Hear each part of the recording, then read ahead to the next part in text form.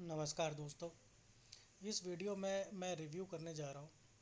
Corporate accounting का paper है ये, बीकॉम प्रोग्राम CBCS का सेमेस्टर 4 का, जो कि मई 2022 में दिल्ली यूनिवर्सिटी में आया है। तो डिटेल आप ध्यान से सुन लीजिए। तो DU का ये पेपर है, ठीक है जी। इसका मैं रिव्यू करने जा रहा हूँ।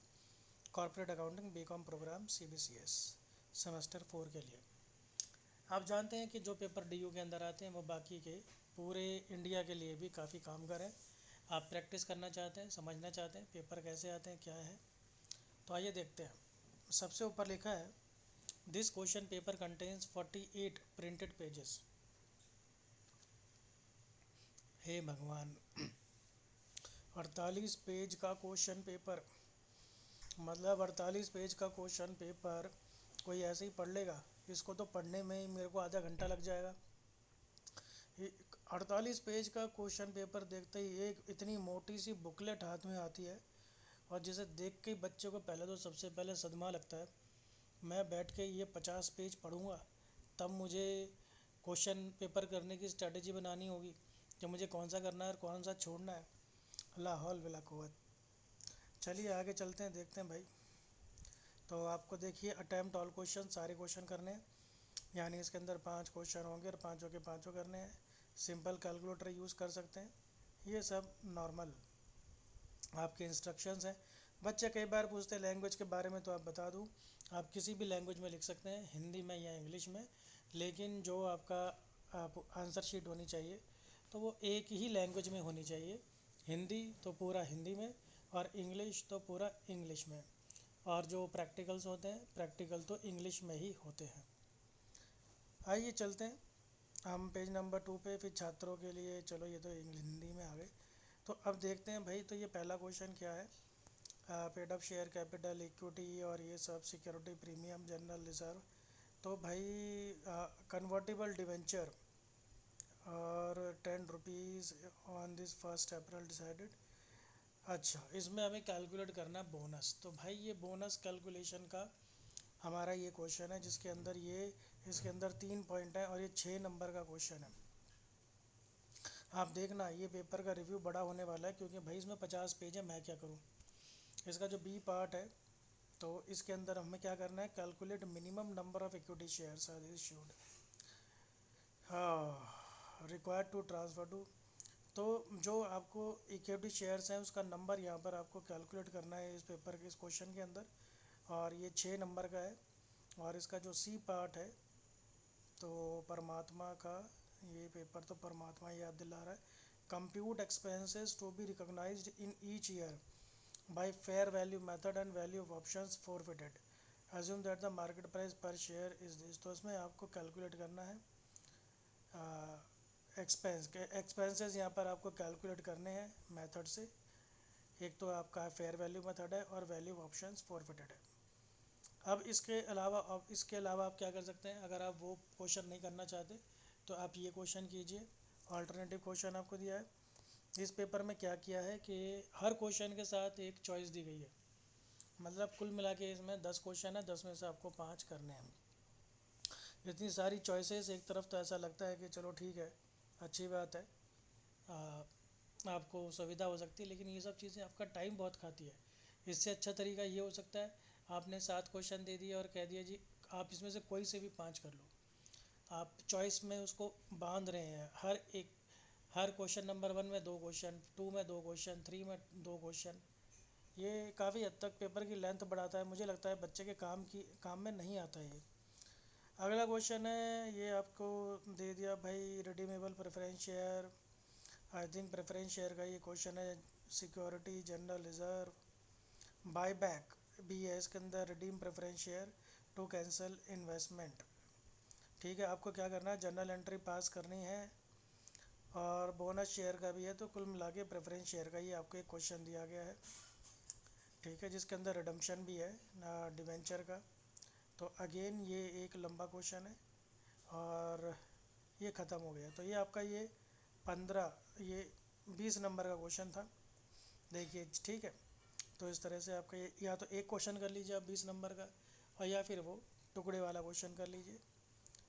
चलिए देखते हैं अगला हमारे पास क्वेश्चन नंबर 2 कहाँ पर मिलता है। क्वेश्चन नंबर 2 आजा भाई, ये रहा। क्वेश्चन नंबर 2 है ये। ट्रायल बैलेंस है aloe vera and white petha limited. Patanjali से इंस्पायर्ड लग रहा है मुझे ये नाम। अब भाई इसमें देखें तो ये सब आपको दिया गया है। रिवेन्यू नेट लॉस 160 लाख का, P and L debenture, dividend preference share, ये सब है।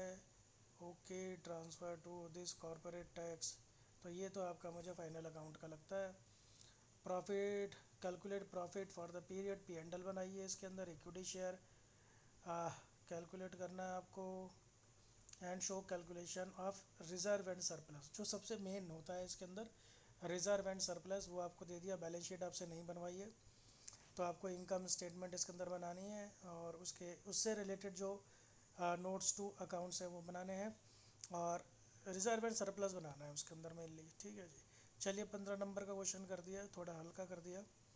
अब या तो आप ये कर लो या फिर आप कर लो financial statement as per companies act define.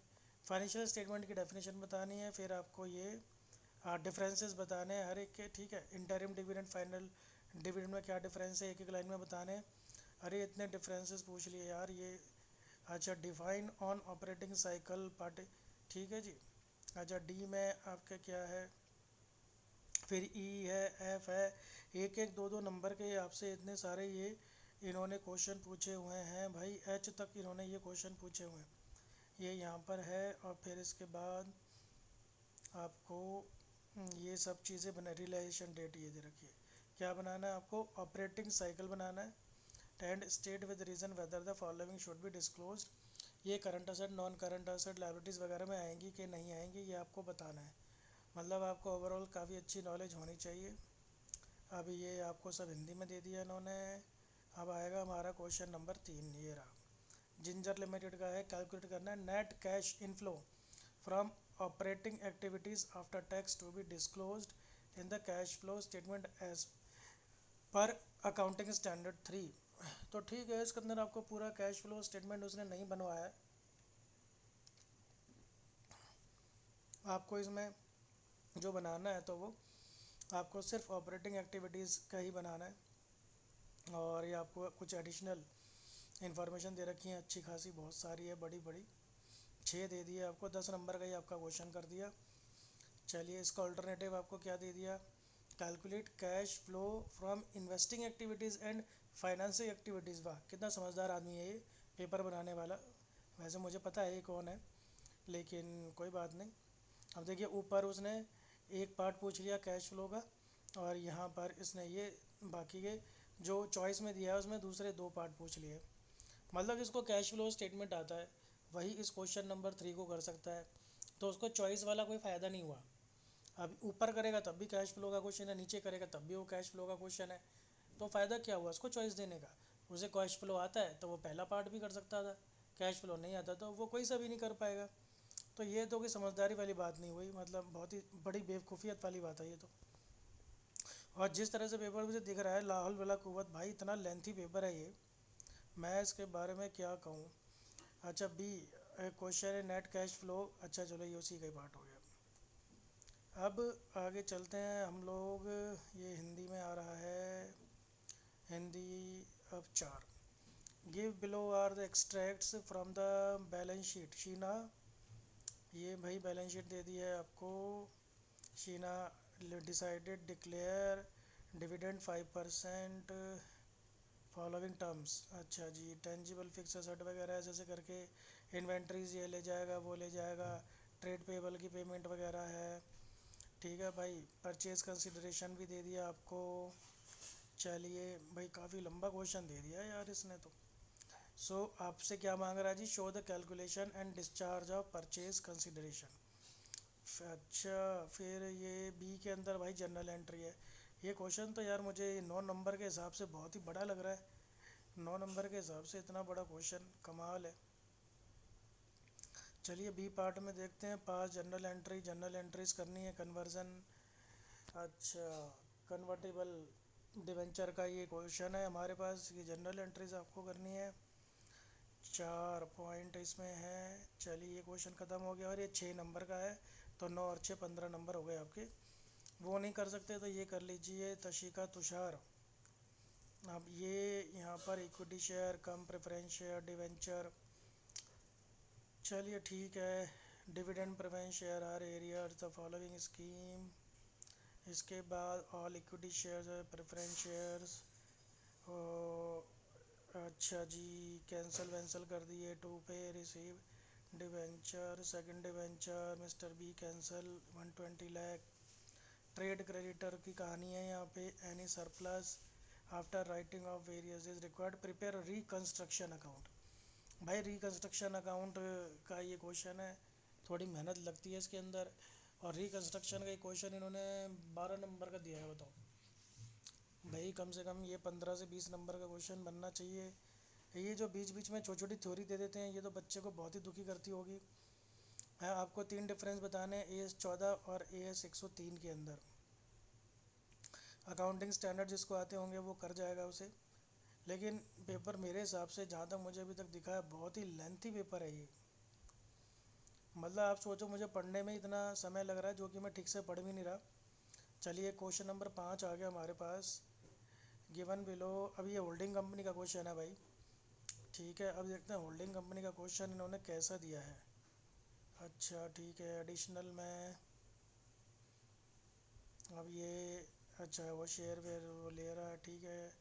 ये डिविडेंड की कहानी है, ये लैंड एंड बिल्डिंग की, ओके। इसके बाद 1 जुलाई इफ़ेक्ट ड्यूरिंग इंश्योरेंस, ये कुछ इंश्योरेंस का मामला है यहाँ पे। परचेज ऑफ स्टॉक है। आपको देखिए कैलकुलेट करना है minority interest and cost of control, and जो कंसोलिडेटेड P&L बैलेंस शीट है भैया, वो आपको बनानी है। और ये क्वेश्चन मात्र 15 नंबर के अंदर। यार क्वेश्चन थोड़ा हल्का कर देते, होल्डिंग कंपनी का क्वेश्चन है ये। इसका ऑल्टरनेट में देखें, अबे भाई फिर होल्डिंग कंपनी का क्वेश्चन। मैं क्या कहूँ इस पेपर बनाने वाले को, कुछ दिमाग विमाग नाम की चीज़ है कि नहीं है इसके अंदर। एक तो इतना लेंथी पेपर बनाया है, फिर इसमें चॉइस भी वो ऐसी दे रहा है सेम टॉपिक की। तो भाई चॉइस का मतलब क्या बन गया, मतलब या तो तुम भरवा करेले की सब्ज़ी खा लो, और या फिर तुम कटे हुए करेले की सब्ज़ी खा लो। भाई है तो करेले की सब्ज़ी, किसी को करेला नहीं पसंद तो वो कैसे खाएगा। अब ये बताओ भाई, अब जिसको होल्डिंग कंपनी आता है वो तो क्वेश्चन नंबर 1 ही कर लेगा, इसका फर्स्ट वाला ही, या फिर दूसरा ही कर लेगा। उसको चॉइस का तो कोई फ़ायदा ही नहीं हुआ ना। इनको थोड़ा ना ये समझाना चाहिए कि भाई चॉइस का मतलब क्या होता है, पेपर सेटिंग का पर्पस क्या होता है, क्वेश्चंस का फॉर्मेट कैसे रखा जाता है, किस चीज़ का क्या मतलब होता है, चॉइसेस क्यों दी जाती है, चॉइसेस किस तरह से दी जाती है ताकि बच्चे को उसका बेनिफिट मिले, ना उल्टा ये नहीं कि वो कंफ्यूज हो जाए। होल्डिंग कंपनी के 2 क्वेश्चन है उसके पास, अब वो दोनों क्वेश्चन पढ़ेगा, अब दोनों में वो कंफ्यूज रहेगा, मैं कौन सा क्वेश्चन करूँ। कभी उसका मन इधर जाएगा, कभी उसका मन उधर जाएगा। जिसको होल्डिंग कंपनी आता ही नहीं है उसके उसके तो गए भाई भाई 15 नंबर।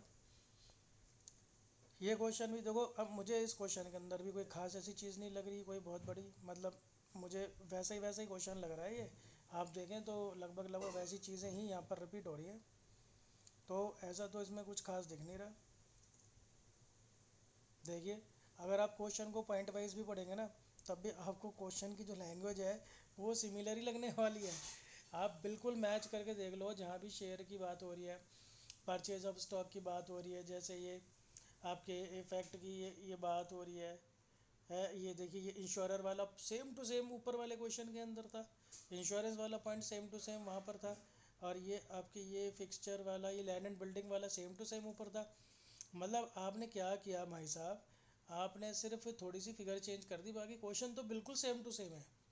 अब आप खुद बताओ इस बात का कोई लॉजिक हुआ, आपने एक जैसे क्वेश्चन 2 बार दे दिए सिर्फ थोड़ी सी फिगर चेंज करके हैं, और देखो आप इसके अंदर भी सेम टू सेम वही पूछ रहा है। तो ये तो यार कोई मतलब ही नहीं बना, ये तो मैं इसकी तारीफ़ जितनी ज़्यादा करूँ ना उतनी कम है। ऐसे पेपर सेटर का तो पता नहीं भैया क्या करना चाहिए। खैर यहाँ यूट्यूब पे तो बोल नहीं सकते क्या करना चाहिए, लेकिन भाई कुछ ना कुछ तो ज़रूरी करना चाहिए।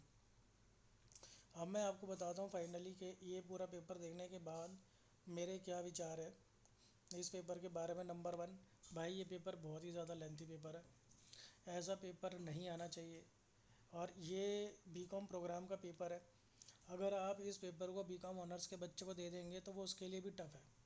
बीकॉम ऑनर्स का बच्चा भी इसको इतनी आसानी से नहीं कर पाएगा। और ये भी ध्यान में रखना चाहिए कि अब जो एग्ज़ाम हो रहे हैं भाई, वो 2 साल घर पे बैठने के बाद यानी ओपन बुक एग्ज़ाम के बाद हो रहे हैं। बच्चों का उतना अच्छा बेस है नहीं, उनकी पढ़ने की इतनी अच्छी हैबिट है नहीं, लिखने की हैबिट है नहीं, उल्टा वो इसी उम्मीद में बैठे थे कि इस बार भी ओपन बुक एग्ज़ाम हो जाएगा। तो लेकिन चलो वो नहीं हुआ। तो लेकिन ये तो सोचो कि भाई बच्चों ने इतनी अच्छे से पढ़ाई नहीं की है, क्लासेस भी ठीक से नहीं हुई है, बहुत सारे टीचर्स ने ऑनलाइन क्लासेस ली है। तो ये इस तरह का, इस लेवल का पेपर, और वो भी बीकॉम प्रोग्राम में, किसी भी कीमत पर नहीं बनता है। मैं गारंटी से मैं चैलेंज करता हूँ कि डीयू के ऐसे कितने टीचर हैं जो इस पेपर को 3 घंटे के अंदर बैठ के और सॉल्व कर दे 5 के 5 क्वेश्चन। मैं चैलेंज करता हूँ, नहीं कर पाएंगे इस पेपर को। तो भाई बच्चों के साथ इतनी सख्ती मत बरतो, अपने घर का अपनी बीवी का गुस्सा ऐसे बच्चों के ऊपर मत निकालो। अगर आप ओबीई से ऑनलाइन से परेशान हो तो ऐसे बच्चों के साथ दुश्मनी मत निकालो। इतना लेंथी पेपर और टफ पेपर, और इस पेपर में कुछ गलतियां भी हैं। अब वो गलतियां भी खैर अभी मेरे पास एग्जैक्टली नहीं है, लेकिन पेपर में गलतियां भी हैं। अब ऐसे में बच्चा पेपर कैसे करेगा, अब ये बताओ। मतलब कोई तरीका है ऐसे कोई पेपर बनाना चाहिए, नहीं खुंदक निकाली है बच्चों से ये। मेरे हिसाब से तो अब ये होना चाहिए कि भाई बच्चों को तो आप क्वेश्चन ना अटैम्प्ट करने के ही नंबर मिलने चाहिए, कि जिसने अटैम्प्ट करा है आप उसी उसको नंबर ही दे दो। इतना टफ पेपर, इतना लेंथी पेपर, आधा घंटा तो उस पेपर को पढ़ने के लिए चाहिए। इतना टफ पेपर कोई बच्चा कर ही नहीं सकता, टीचर भी नहीं कर सकते, बच्चे तो बहुत दूर की बात है। इतना खतरनाक पेपर बताओ। हैं, बीकॉम ऑनर्स का भी पेपर ऐसा नहीं आया। ये पेपर उनके लिए अच्छा है जो सीएस और सीएमए कर रहे हैं, तो उनकी प्रैक्टिस के लिए ये पेपर बिल्कुल ठीक है। लेकिन बीकॉम प्रोग्राम के बच्चों के बहुत ऊपर के लेवल का ये पेपर है, और इतना लेंथी पेपर बिल्कुल भी किसी भी तरह से जस्टिफाइड नहीं है। और मैं इस पेपर को भाई 5 में से आधा पॉइंट भी नहीं दूंगा। ये सीधा सीधा बच्चों के साथ जो है नाइंसाफ़ी है। तो दोस्तों, अगर आपने पेपर ये दिया है और या फिर आप इस पेपर की थोड़ी समझ रखते हैं, तो आप भी कमेंट बॉक्स में बताइए कि आप इस पेपर के बारे में और इस पेपर सेटर के बारे में आप क्या सोचते हैं। और क्या आप ऐसा सोचते हैं कि भाई बच्चों के साथ थोड़ी सी जो है आसानी बरतनी चाहिए, सहूलियत देनी चाहिए, थोड़ा उनको उनकी जो चेकिंग है वो इजी करनी चाहिए। तो आपके ये जो राय है वो कमेंट बॉक्स के अंदर बहुत मायने रखती है।